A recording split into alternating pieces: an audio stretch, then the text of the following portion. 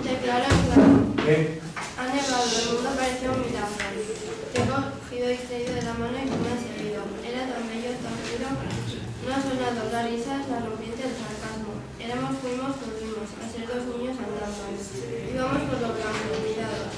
Solamente, qué pena, quedaban como antes nuestros pasos. Nadie tenía la culpa, por eso hemos llorado y por eso aún seguimos llorando.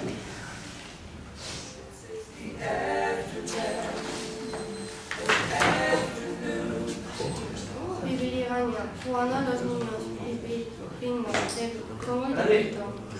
Te enseño, te engaño, pipirín, el quiebro, ¿lo viste? No es eso. La mano al derecho, la mano al revés, ¿lo has pensado bien? 1, 2, 3, ¿lo viste? ¿Lo ves? Pues no hay más que ver. El pájaro mira, 1, 2 y 3, volando se fue. Bueno, ¿y el amuleto que pensabas traer? No he traído. Pero, ¿y el que pensabas traer? Es que no he decidido. Que no sé todavía. Pero, ¿entre cuántos estás? Vamos a ver, un poco. ¿Qué mueves todo el día? Un colgante. ¿Uno de? Un colgante. Un colgante. ¿Y lo que? No. Bueno, Ordún,